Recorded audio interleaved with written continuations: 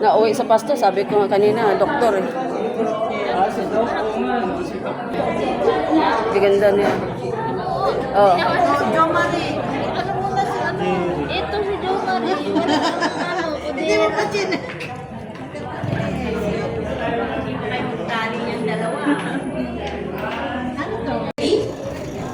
Area. Headphone na doon.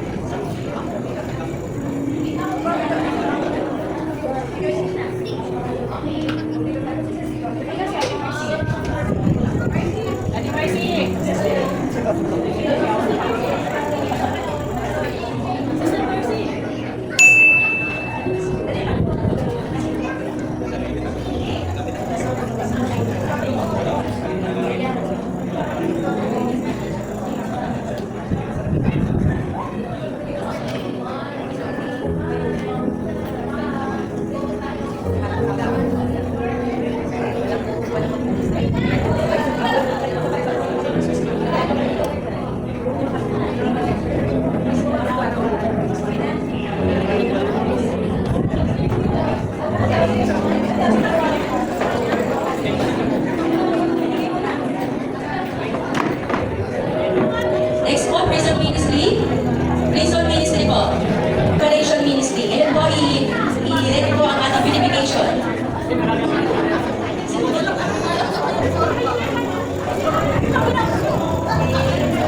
Yan, si Ate Iba ito. Pakikita. Ate Mercy, kasama ko daw po sa pool. Next po, i-ready ang ating unification and table and chair arrangement ministry.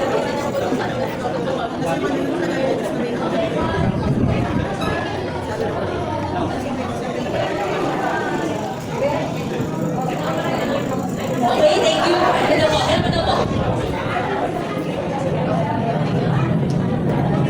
Okay, unification, pag-stay na po. Unification, table and chair arrangement. So, mag-member na po ay nandiyan sa screen. Maintenance Ministry, be ready. Kuya Jerry.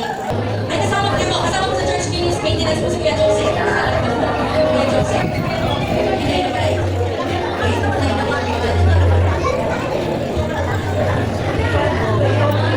Okay. Punta po kayo sa driving ministry. Nandiyan na po. May driving ministry tayo. Dalawa lang sila. Okay.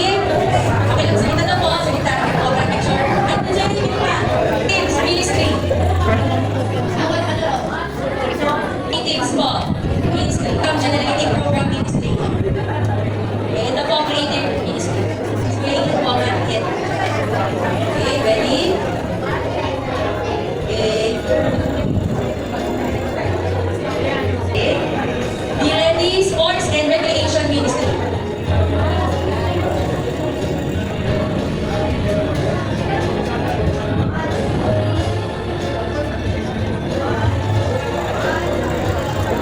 Be ready ang Kabuyaw Outreach. Yan, tara mo ating nagbiyasawan. Nagagandaan, nabawapuhan.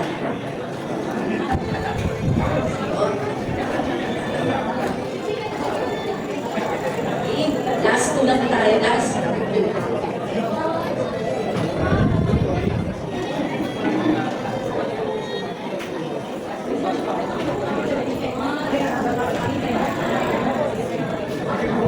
Okay, next po, Kabuyaw Outreach.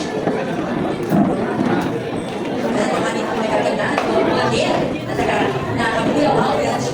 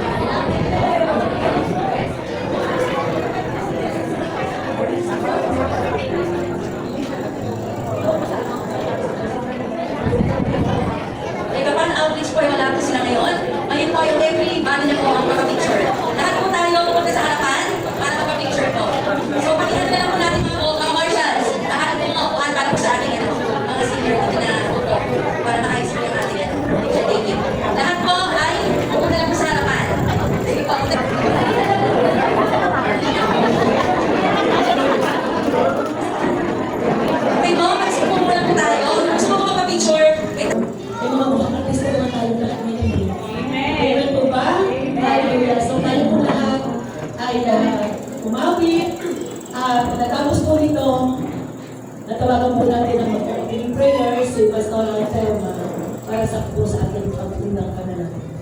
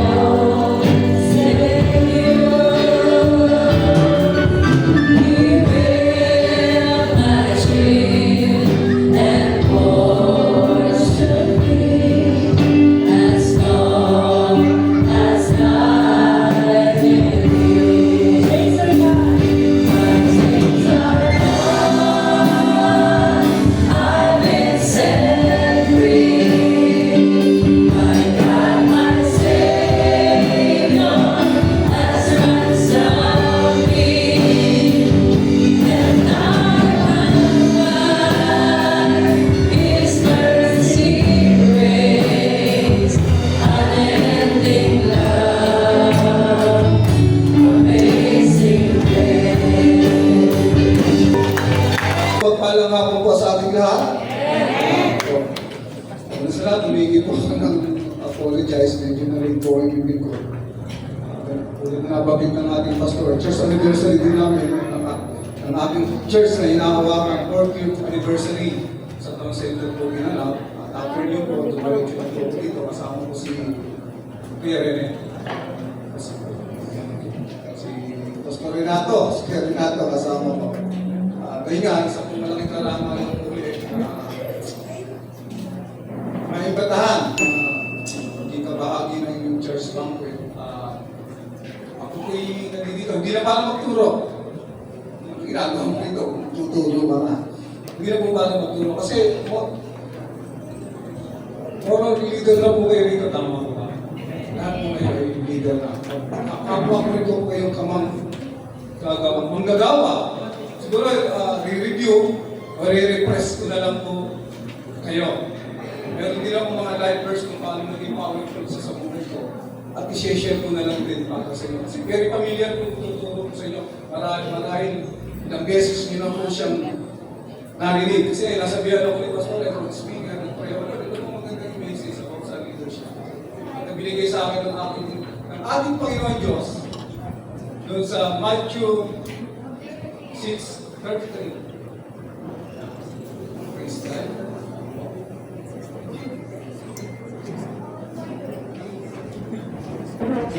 Volunteer, pakipasa na dyan. Dire-diretso po ang ating text. Para hindi na po po.